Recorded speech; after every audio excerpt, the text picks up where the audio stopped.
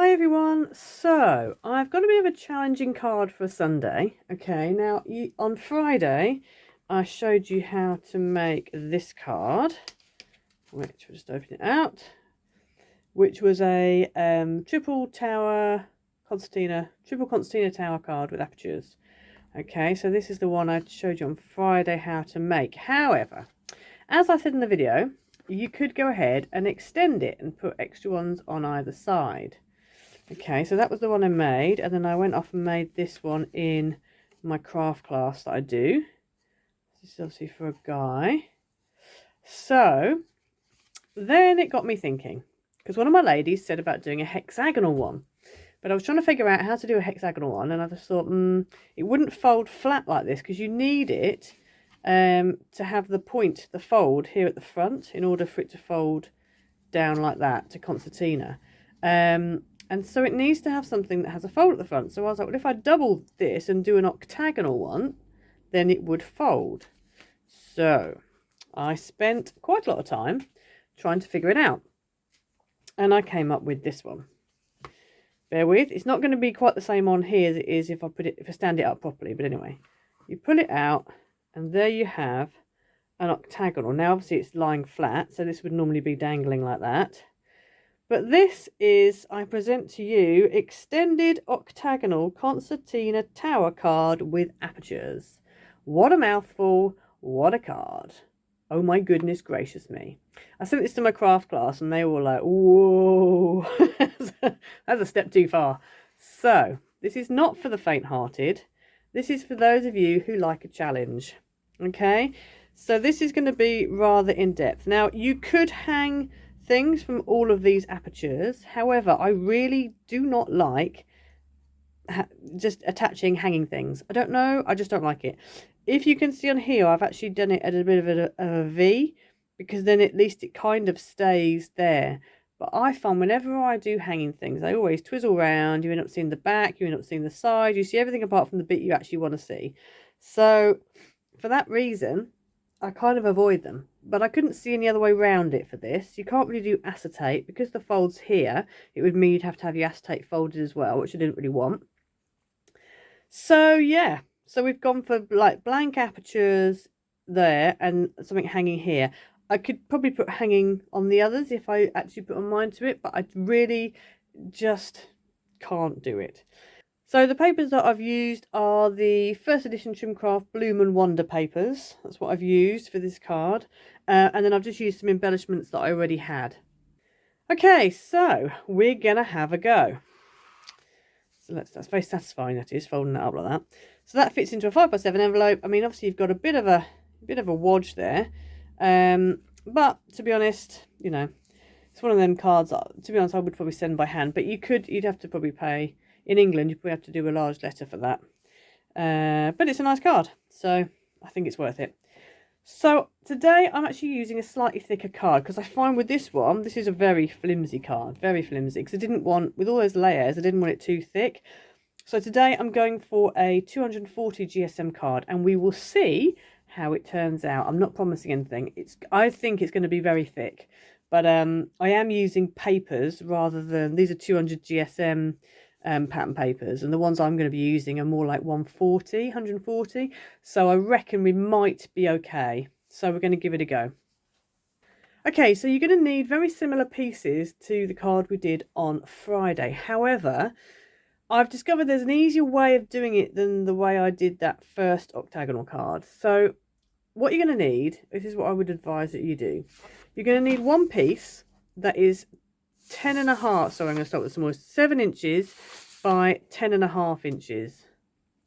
Okay, now this card, I'm going to score it now while we've got it on the thing. This card, you are going to score at 1.25, at 2.5, at 3 3/4, at 5, at 6 1/4,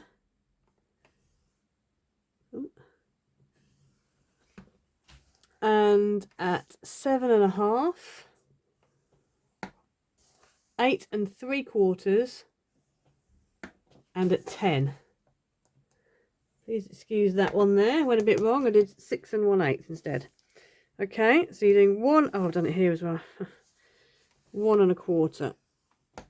Okay, so that's one piece done. Then you need to bring in your other 2 pieces. Now these are going to measure 8 inches by 11 inches. And what we're going to do is we're going to score them, and then we're going to cut again, because you actually need 2 pieces that are 5 by 11 and 2 pieces that are 3 by 11. Well, 5 plus 3 is 8, which is the width of an A4 page. So I just thought, let's do an 8, do all our score lines, and then just cut it into 5 inches. Then you've got a 3-inch piece and a 5-inch piece, and you haven't got to score twice. Well, you have, because you've got 2 pieces, but otherwise you'd end up scoring 4 times. On this piece of card, you are going to score at 1/2 inch, 1 3/4, 3 inches, 4 1/4, 5 1/2, 6 3/4, 8 inches, 9 1/4, and at 10 1/2. Okay, so that's your, oops, it's gone off there. So that's that. So then what we're going to do is we're going to cut that at 5 inches, so that then you've got your 2 pieces that you need. But I'm going to put to one side to one for now, and we're going to score the other one that's exactly the same, that's 8 by 11. So that's all your scoring done. So now I'm going to go and take those 2 pieces that are 8 by 11, and I'm going to cut down the 8-inch side. I'm going to cut at 5 inches. Okay, so they're going to end up, you're going to, out of each sheet, you're going to end up with 1 3 by 11 and 1 5 by 11. Okay, so this was one sheet. So as you can see, I've just scored, there's your score lines, you can see them. So I've just cut down, so I've got a 5 by 11 and a 3 by 11, and the same here, 5 by 11, 3 by 11, and then obviously you've got your original piece, which was your 7 by 10 1/2. So that's all the base pieces that you need. Okay, so what we're going to do is we're going to go ahead now, and we're going to put red tape on first, just so we know where we're putting our red tape. So if we start with the back piece, with the original that we did on Friday, we put the tab on the outside of the box, but because this is an octagon, you can hide the tab. So we're actually going to put it as if we're sticking it normally. So we're going to put it on the inside. It's going to stick on the inside. So that means that if this is the right side up, this is the way I'm going to put a pattern paper for the front, then I'm going to put my tape on the right side. Okay, so now I've done that, I'm just going to go ahead now and fold and burnish all of my score lines.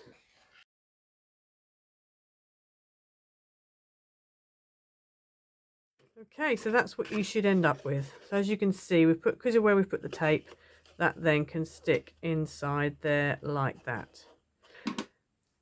With it like this, I'm going to have my tab at the side. So if I squished it flat, which is not the way it will go in the envelope, if I squished it flat like that, the tab would be here. So because of that, this is going to be my front. So I'm just going to put a front on these 4 panels, because they're the 4 panels you're going to see at the front. Okay, and then this is obviously your back section here. So then if I open it up, everything to the right of this tab is all inside. So I'm just going to put a cross on these 4 here, and then I know that's going to be my inside 4 panels. So if I fold it over, so if you see, this is, so on the back of these 4 panels is the word F, is the letter F. Okay, so then you know where you're going to stick things. So I think we'll start with this one first, and then we'll move on to the other 2 after. So with this one, you need to cut out some patterns. Now you need to work out what patterns it is that you want to use. I'm going to be using the papers from the magazines that I did on, that I reviewed on my mini craft haul last Sunday. And I'm actually using the ones from the Memory Box magazine. All of this stuff here, because I think they're really pretty, and they came with little sentiments and things. So I've chosen to have this on the inside and this on the outside. So what I'm going to do, now normally obviously you'd cut your strips out, wouldn't you? But as I said, because there's a lot of them, I thought it might be easier to cut out what it would be as a whole section, because they're inch pieces, you see, they're inch wide. So I thought it might be easier to cut out a whole section, put tape on the back, and then cut them and then stick them. If you're using wet glue, that's, you know, it's fine. Then you can just do pieces. But instead, because you've got quite a lot of pieces you're going to have to stick down, I just thought this might be easier. I mean, it might not be, but this is the way I'm going to do it. So you need 2 pieces, one for pattern A for the front, one for pattern B for the inside. And both of these are 4 inches by 6 3/4. Bearing in mind, they need to be this way up, not landscape, they need to be portrait. So if you've got a right way up paper, that's the way you want to do them. And then what I'm going to do, I'm just going to turn them over and I'm going to put some tape on the back.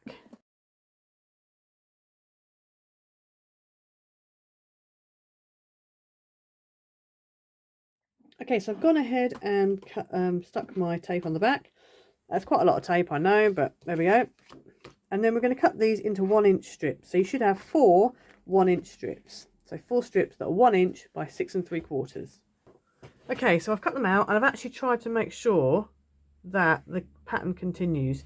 With this kind of small print, it's not so important, but if you've got a larger print like I had on my original one with the butterflies, it looks better, but it's up to you, it doesn't matter. It's a lot of work. I mean, it's, you know, just trying to keep an eye on where you're putting things. But I'm going to go now and stick down these onto the inside and stick down those onto the front.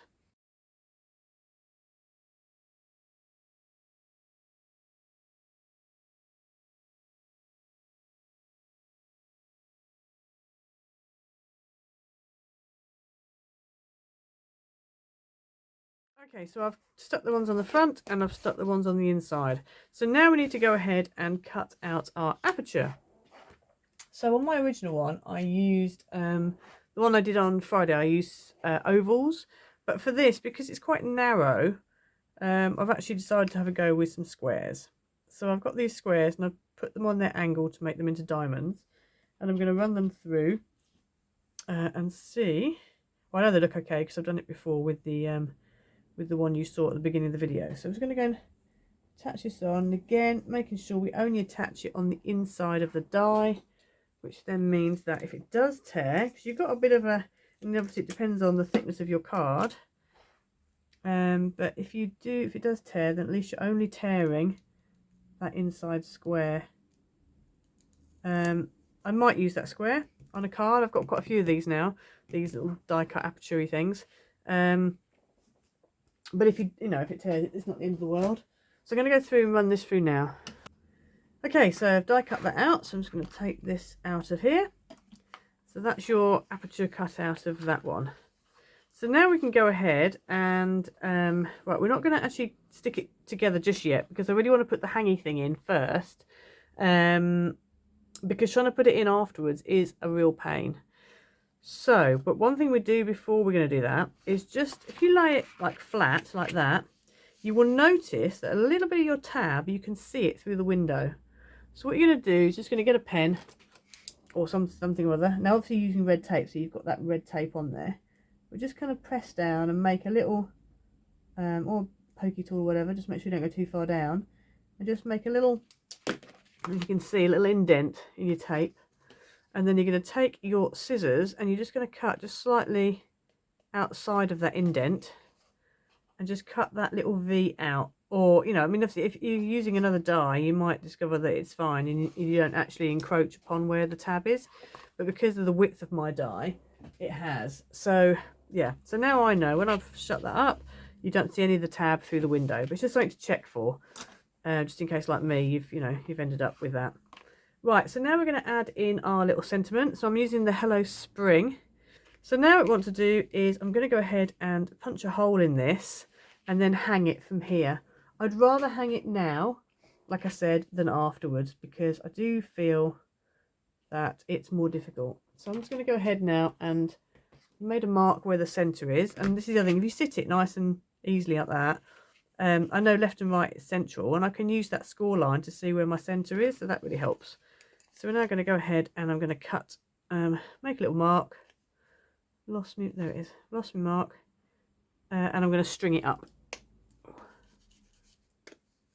So there's that, like that. And then just need to use some cotton.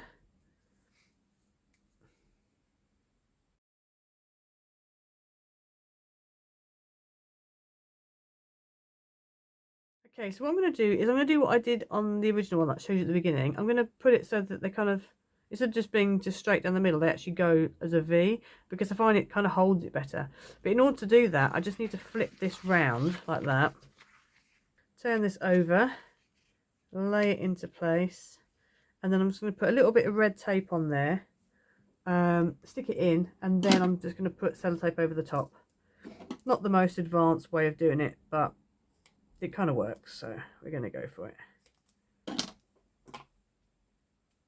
So I'm just going to put a bit, about halfway about there, and then the same distance down here,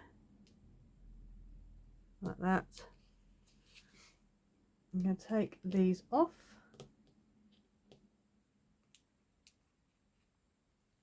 And I'm actually going to use my MISTI, well, it's not a MISTI, but my stamp positioning platform to help me on this.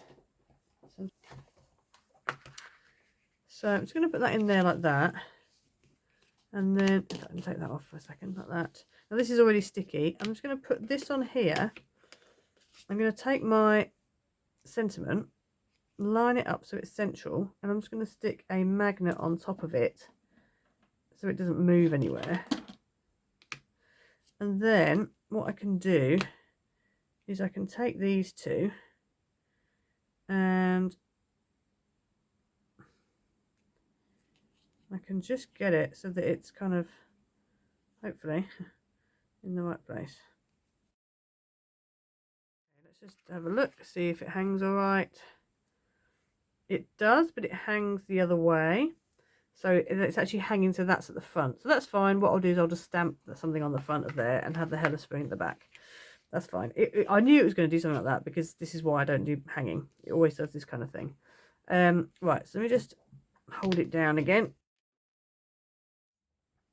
And then I'm going to add some sellotape onto the back of where the red tape is. And then we're not going to end up with any stickiness showing.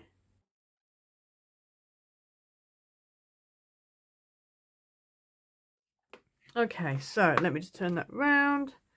Yeah, so actually no, the header spring, the header spring sort of is, no, it's hanging halfway, as you can see. This is why I don't do hanging. It doesn't matter what you do, it doesn't matter how you fiddle with it, it never does what you want it to do. Anyway, I'll deal with that later, but that's how we're going to do that. Okay, so now we've stuck that down, we can go ahead now and stick the whole box down. So what we want to do, like we did last time, if you just fold this over like that, we're going to fold this pattern, so this whole section here, this pattern, in half, and then we can fold this over and stick that down there.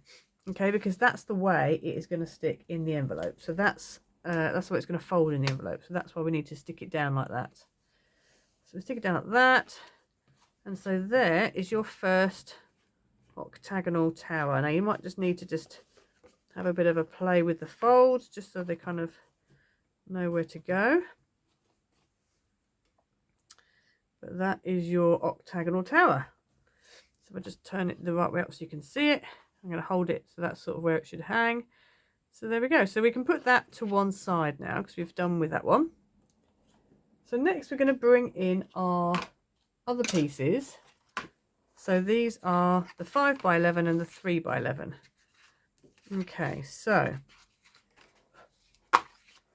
what we want to do is to start off, we're going to put down the red tape where the red tape needs to be, because that then helps us to work out patterns and where the patterns go, etc. So as we did with the other one on Friday, you need to put, so this is my front side, front of my card, so I'm going to put red tape on both sides of these tabs, and I'm going to do that on all 4 pieces.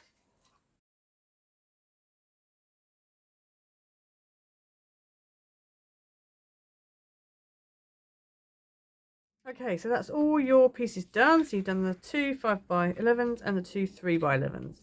Okay, so now what we want to do is we're going to, so you know how before you had the tab and then 1, 2, 3, 4. That's exactly the same. So you've got to remember you've got a right hand box and a left hand box for both of these sizes. Okay, so with that in mind, let's just take one set. So these are going to be my right hand box and these ones are going to be my left hand boxes. Okay, so with that in mind, if these are my right hand boxes, I'm going to work from left to right because this is my center. This tab here is going to stick to the center. Okay, both of these tabs are going to stick to the center. So because of that, this is going to be a front, a front, a front, and a front. So is this. Okay, I'm going to fold it in half. We're going to do all the lines in a minute, but I'm just going to fold it in half now just so that we can kind of get the gist of what we're doing. Just bear with a second. Okay, so I've just folded it in half. So we've got front, front, front, front. So inside, this is going to be our inside, inside, inside, inside. And the same on this one. Inside, inside, inside, inside. Okay, and these are our right hand ones. So I'm just going to put an R on here. Okay, so we know that's the right hand box. Okay, so those two are going to go on the right. These two are going to go on the left. So let's fold them in half again. We will be doing all the lines in a minute, but just so we can work out pattern papers, let's just fold them in half quickly. Okay, so we've got to fold them in half. Now this time, because it's on the left, this tab is going to stick to this side. So because of that, we want this tape, with it in half, we want this tape to be in the centre and the folded edge to be on the left. So that means then we know this is the left and it's also the front. Okay, same here.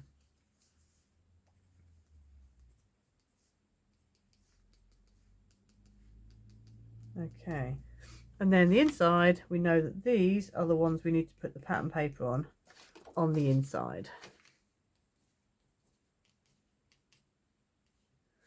Okay, so because we now know that, we can just open them out and we can go ahead and fold and burnish all our score lines.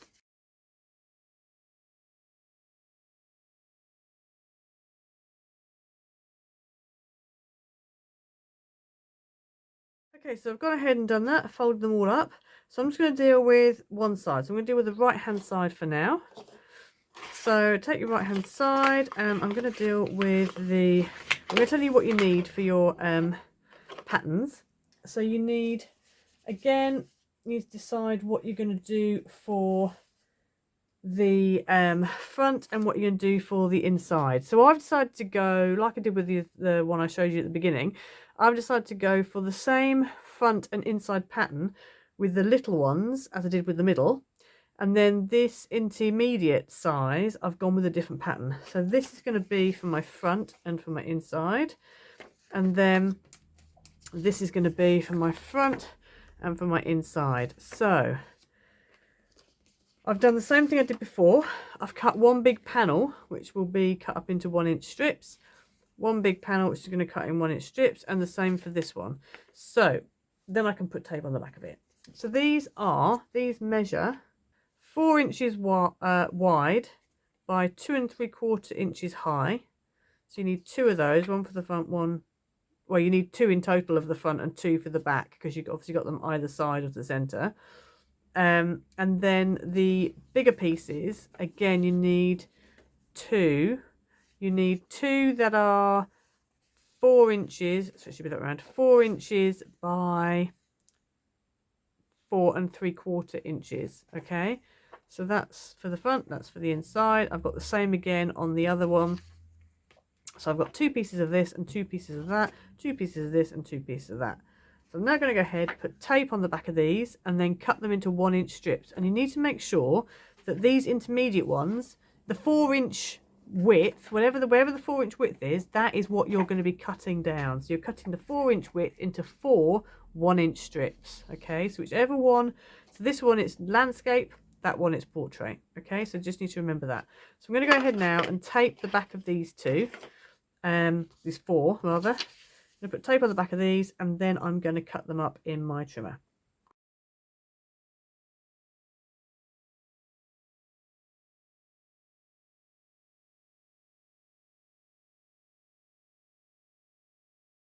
Okay, so I've gone ahead and cut the pattern paper up into the strips. So you should end up with 4 pieces that are 1 inch by 4 3/4 of that pattern, and the same of that, and then 4 of the 1 inch by 2 3/4 of that pattern, and the same of that. So now we're going to go ahead and we're going to stick them on to our card, and obviously we know which way is the right way up. So if you've got a right way up pattern, you should be fine. So I'm going to go ahead and do that now.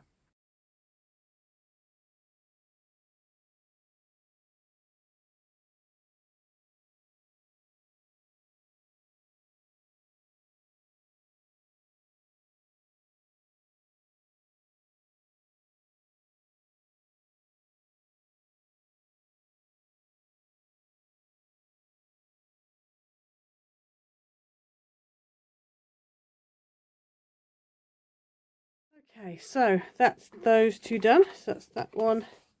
This is the right hand side, and then there's the little one. Okay, so that's those done. Right, I'm going to go ahead, do exactly the same again on the other side. You don't need to watch me doing it because obviously it's exactly what we've just done. So the same way, but it's obviously just the other way around. It's the mirror image, but we've already written on, so we know where things are. So I'm just going to go ahead and do that now because you really don't need to watch me sticking bits of paper down. Okay, so I've gone ahead. I've stuck down all the panels that we need to stick down. I can confirm that it is actually easier and quicker to stick down with wet glue than it is to use tape. Okay, so just a little tip for you if you're deciding what to do. It's definitely easier to use wet glue. Well, I found it easier anyway. Quicker, definitely quicker. Right, so now what I want to do is go ahead and cut out our apertures. So let's start with the right hand side. So these are our pieces. So I'm going to start with the 2 little ones actually, and I'm going to start with the right and the left. I'm going to do the 2 little ones.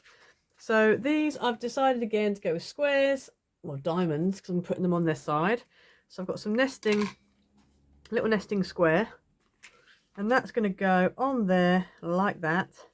And then obviously I'm going to open it out like this, and then I'm going to run that through my die cutting machine. And then the same with this one. So this is the medium size one. I'm going to open it up. I'm going to put this one on nice and centrally. You've obviously got your central line, so you can see where to position it. I'm going to low tack tape that in place and run that through. And I'm going to do that with both sides. Okay, so I'll come back to you when I've done that. Okay, so I've gone ahead, and as you can see, I've cut the apertures out of both of my sections. So that's done. Now, if you want to, you can decorate once you've assembled, or you can go ahead and decorate beforehand. I'm going to decorate beforehand because I did struggle a little bit trying to do it after. So one thing I would say is I'm going to use the stamp and die set that came in one of those free magazines that I showed you. So I'm just going to clear these away for the moment because I want to show you how, a little tip for if you're doing flowers. So obviously this this gift, you got the die, and then you got the dark, the fill-in of the flower, and then the actual detail of the flower. Now I tried to do this by, and some of you are going to be like, why did you do it that way around? I tried to stamp this using my stamp positioner, and then stamp that on top, try and get them lined up, which was okay. I managed to do that, not too bad. But then try and cut them out with a die. That didn't work at all, because you see how frilly that is. Trying to get that lined up on a stamp was not working. So I suddenly remembered of a trick that I seen Jennifer Maguire do. So I thought, I'm going to give it a go. So what I did was I cut out a whole load of the flower shape. And this is what was left. So obviously there was more, but I just kept 4 in for now. And then what you do is you basically, let me just move that over there like that. In fact, let me put one here and one here. So you basically make sure you take all your pieces out and you leave your little template thing behind. And then what you do is you grab your stamps. So here's my first stamp. And you line it up so that, because you can sort of see through, you can line it up so that it fits.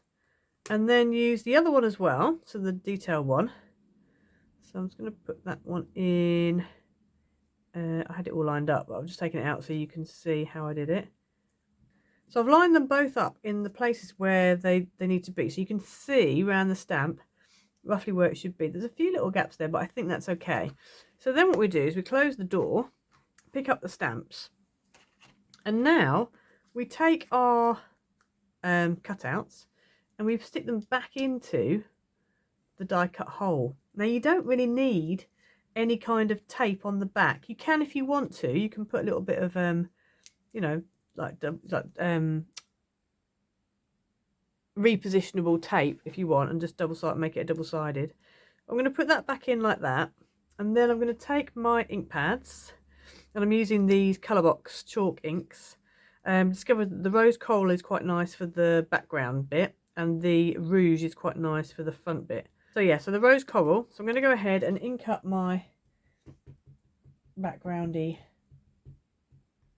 full stamp, and then I'm going to also ink up the detailed stamp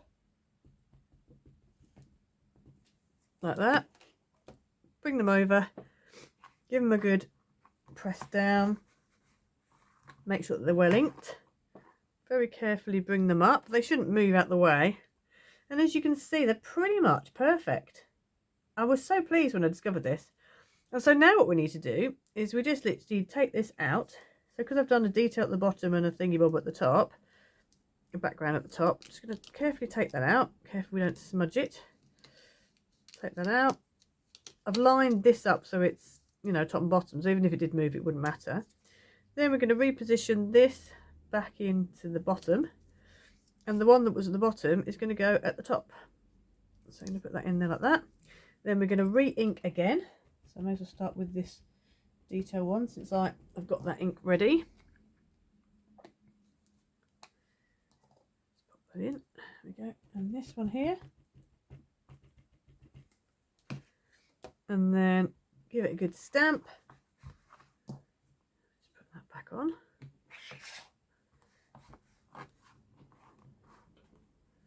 And there you have two pretty much perfect flowers. I was so impressed with this. It's such a good trick to learn because I really do struggle with positioning stamps, and when you've got layering stamps and dies, I really struggle with them. So now I've discovered this little tip, I think I might be using them a lot more, I have to say. So I've gone ahead and cut out, so you just pop these out. You can keep your template or chuck it depending. You could actually keep your template with your stamps and dies, and then that way next time you need it, you don't need to re-cut out your templates again. So I went ahead and cut out quite a few and stamped them. There'll be the one in here probably somewhere that I did that wasn't very good. But anyway, they're not too bad. They will do. So what we're going to do now is we're going to go ahead and add those on to our boxes. Actually, I am actually going to put them together first, I think, because I can squash them flat. So I'm going to put my boxes together first, and then we'll add them on after. So we put them to one side. Right. So let's start with this side. So what we're going to do is, here's your side that you've gone ahead and done. This flap here is what's going to attach to your main box. So you don't want to take anything off that just yet. If you open this up, fold this back tab in and just shut that, and just make sure that you can't see it there. If you can't, which I can't, you can go ahead and peel this off, and we're going to want to turn it round. So we don't want to stick it like this. We want to open it up. We want to fold this pattern section in half, and then fold this section in half and stick it down like that. So you end up with that, and then we just need to fold this tab back on itself. We did a mountain fold, but it needs to be a valley. And so that is one of your pieces done. So that will stick onto there in a minute. So that's that one done. So we're going to do the same with this one, exactly the same again. So we just need to fold this piece back on itself, so it's a valley fold on the front. Open this up, fold this whole section in half, take off your backing, fold this whole half section in half, stick it together, and there's your little front one ready to go. Okay, so let's do the same with the left hand ones. Exactly the same again. I'm going to take this one here, fold that little bit back on itself, open this up, fold that back pattern in half, take the backing tape off, and then fold this aperture section in half, and that gives you that side like that. And then the little one, fold this little front tab back, fold that pattern section in half, peel the backing tape off, fold this section in half, stick it down, and that gives you that one. So that's all of your boxes now done. Okay, so now we need to go ahead and stick them all together. So remember last time we used the scoreboard, so we're going to do that again today. I did find that worked better this time. However, we're not going to turn it round. We'll do it the proper way round. So let me just move these out of the way a second to make way for my scoreboard. Right, so I'm going to start from the left and work my way across. So let's just move these two out of the way. So we're going to start with the smaller one. Just fold it flat and lay it flat, and the next one down, fold it flat and lay it flat. Take the backing off your smallest tab, your left hand tab, bring this over, line it up like that. Make sure that both of these are nice and flush against the trimmer, and then that then sticks onto there like that. And obviously you can see it on the back. If that really bothers you, you can go ahead and add panels on the back. I probably won't, to be honest with you. I might do, but I probably won't, especially with the white card, because you don't really see it that much. So now we're going to move it along, put this down, and I'm going to peel that off. I'm going to bring my center section in, fold it nice and flat, take it, overlap it, just so that then that folded edge is in the right place. And because I'm making sure it's butted up here and it's butted up here, the chance of me getting it straight are higher. Let's give it a bit of a fluff. So that's the 3 sections. So we're going to move it along again. This is the reason why I'm doing it from left to right, because I've got this in the way here, but I've got nothing on this side. So we're going to lie this down. We're going to bring this in. We're going to take the backing off. Lie that down like that. Then we're going to bring this in. Sorry if my head's getting in the way, hopefully it's not. Lie it down nice and flat like that, and get it nice and straight. Then move it along and put the last one on.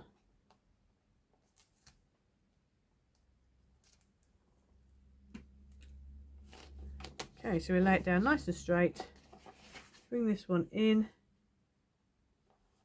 like that, and then stick it down. And so let's just move this out of the way.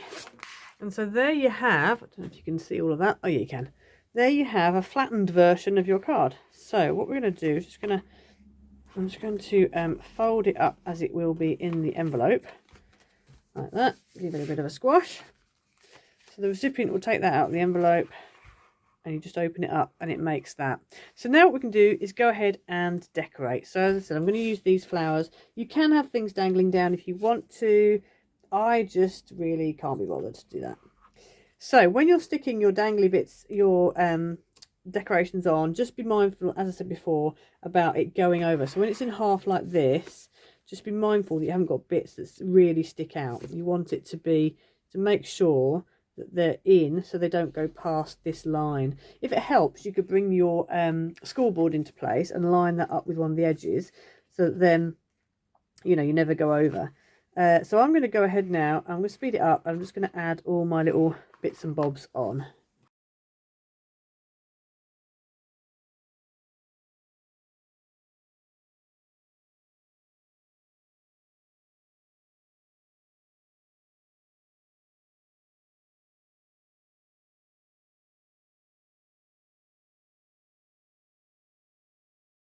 Okay, so there we are, all finished off. Obviously you can't see the dangly bit, that's there like that, so that's what it would look like if it was sat upright. Yeah, so I hope you like it. I hope you have a go. It is a showstopper. It does take a long time to do. I think this card has taken me about an hour and 3/4 to make from start to finish. And that wasn't with all the cutting out of the bits as well. So yeah, it does take a long time to make, but it's one of them, you know, you're not going to make it every day, but it is quite cool. I just love the way that it literally folds up flat and the person gets it and thinks, what is this? And then just open it up and you have this amazing card that just pops up. So yeah, I'm quite impressed with it. It came from a completely different card, an idea that I'd had ages ago, and I was going to do a video for it and never did it. And then obviously I ended up with the one that we did on Friday, and then this one's come out of that. So yeah, I hope you like it. Please like and subscribe, hit the notification bell so you never miss a video, and we will see you again next time. Bye.